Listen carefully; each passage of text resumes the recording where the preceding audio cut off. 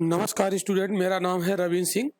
Ravin academy के YouTube channel पर आप सभी का बहुत बहुत स्वागत है और हम लोग उपस्थित हुए हैं रोज की तरह करंट अफेयर के एमसीक्यू सेशन में। आज हमारा 19 अप्रैल का करंट अफेयर का एमसीक्यू सेशन होगा और जल्दी से हम लोग शुरू करते हैं इस सेशन को। पहला क्वेश्चन इस सेशन का, हाल ही में विश्व विरासत दिवस कब मनाया गया? विश्व विरासत दिवस 18 अप्रैल को मनाया जाता है। बी आंसर होगा। अगला क्वेश्चन है, सेना कमांडरों का सम्मेलन कहाँ शुरू हुआ? सेना के जो कमांडरों का सम्मेलन है ये कहाँ पर शुरू हुआ? ये हुआ है नई दिल्ली में। कहाँ पर हुआ? नई दिल्ली में। अगला क्वेश्चन, हाल ही में किस देश के तेज गेंदबाज हामिस बेनेट ने क्रिकेट के सभी प्रारूपों से संन्यास लिया है? यानी टोटल वो क्रिकेट नहीं खेलेंगे। वो है ये न्यूजीलैंड के। कहाँ के हैं? हामिस बेनेट न्यूजीलैंड के हैं। अगला, विश्व हीमोफीलिया दिवस कब मनाया गया? ये मनाया गया 17 अप्रैल को।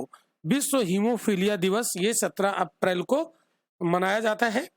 तो बेसिकली मैं आपको बता दूं, जो हीमोफीलिया होती है ये एक आनुवांशिक बीमारी होती है। कैसी होती है? आनुवांशिक बीमारी होती है। आनुवांशिक बीमारी जेनेटिक होती है, ठीक है। और जब कहीं पर चोट लग जाती है तो वहां से ब्लड बहुत ज्यादा बहता है और वो बहता ही रहता है, जमता नहीं है, ठीक है, जिससे व्यक्ति की डेथ हो सकती है। और दूसरी बात इसमें आपको जानना है हीमोफीलिया के बारे में, ये आमतौर पर पुरुषों में होता है। ये किस में होता है? पुरुषों में होता है। आमतौर पर ये बीमारी पुरुषों में होती है और महिलाएं जो होती हैं वो इसकी कैरियर होती है, यानी महिलाएं इसको फैलाती हैं, ये कैरियर होती हैं। तो महिलाएं हीमोफीलिया की क्या होती है? कैरियर की, कैरियर यानी वाहक, वाहक होती है, ठीक है।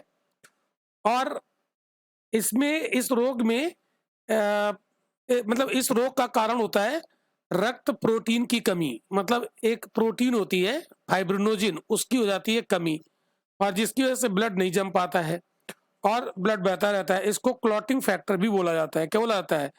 Clotting factor. इस प्रोटीन को क्लॉटिंग फैक्टर भी बोला जाता है, ठीक है। ध्यान रखिएगा, कौन सी प्रोटीन होती है? फाइब्रिनोजिन, ठीक है, क्लॉटिंग फैक्टर बोलते हैं, बहुत इंपॉर्टेंट है। हाल ही में अंतर मंत्री परिषद मंत्री स्तरीय समन्वय समूह की पहली बैठक की अध्यक्षता किसने की? अंतर मंत्री स्तरीय समन्वय समूह की पहली बैठक की अध्यक्षता किसने की? हर्षवर्धन श्रृंगला ने। किसने की? हर्षवर्धन श्रृंगला ने।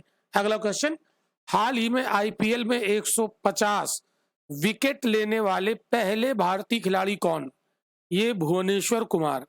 क्या आंसर होगा? भुवनेश्वर कुमार। अगला, समाज सेविका विल्किस ईधी का निधन हो गया, उनका संबंध किस देश से है? ये पाकिस्तान की थी, पाकिस्तान की। अगला क्वेश्चन, हाल ही में किस देश ने जोंगजिंग 6D सैटेलाइट को अंतरिक्ष में सफलतापूर्वक लॉन्च किया है? नाम क्या? जोंगजिंग 6D। नाम से ही पता चल रहा है चाइना को होगा। किसका है? चाइना का। अगला क्वेश्चन, हाल ही में कौन राष्ट्रीय डेटा और एनालिटिक्स प्लेटफॉर्म लॉन्च करेगा? ये लॉन्च करेगा नीति आयोग। बहुत इंपॉर्टेंट है, मोस्ट इंपॉर्टेंट। क्या राष्ट्रीय डेटा और एनालिटिक्स प्लेटफॉर्म कौन लॉन्च करेगा? नीति आयोग। क्वेश्चन नंबर 10, भारत का पहला स्किल, देखिए पहला है ना, पहला स्किल इंडिया इंटरनेशनल सेंटर कहाँ लॉन्च किया जाएगा? ये लॉन्च किया जाएगा भुवनेश्वर में। ये भी बहुत इंपॉर्टेंट है। हाल ही में भारतीय विज्ञापन मानक परिषद की नई सीईओ कौन बनी? ये बनी मनीषा कपूर। मनीषा कपूर। अगला, ICC player of the month, ICC player of the month March 2022 के लिए किस पुरुष क्रिकेटर को चुना गया? ये बाबर आजम, पाकिस्तान का है, बाबर आजम को चुना गया है। हाल ही में दृष्टिबाधित, बहुत अच्छा क्वेश्चन है, दृष्टिबाधित लोगों के लिए भारत का पहला इंटरनेट रेडियो दक्ष कहाँ लॉन्च हुआ? कहाँ लॉन्च हुआ? ये नागपुर में। रेडियो दक्ष किसके लिए? दृष्टिबाधित लोगों के लिए। Most important question.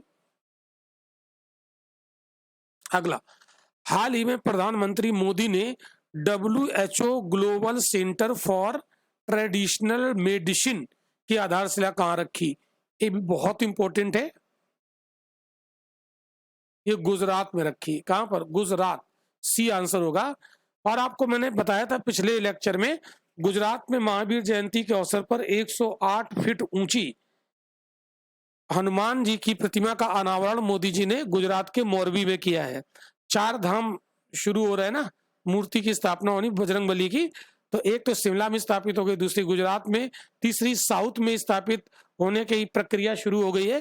कहां पर? रामेश्वरम में। ठीक है। हाल ही में आई वर्ल्ड बैंक रिपोर्ट के अनुसार भारत में गरीबी कितने प्रतिशत की गिरावट आई? गरीबी में कितने प्रतिशत की गिरावट आई? किसका है? वर्ल्ड बैंक का डेटा है। वर्ल्ड बैंक की रिपोर्ट है, ध्यान रखिएगा, संस्था का नाम याद रखिएगा। तो इसने बताया कि 12.3% गिरावट आई है। बी आंसर इसका होगा। अगला, हाल ही में माइग्रेशन ट्रैकिंग सिस्टम ऐप विकसित करने वाला भारत का पहला राज्य, पहला, जब ये क्वेश्चन पहला हो जाता है ना, बहुत इंपॉर्टेंट होता है।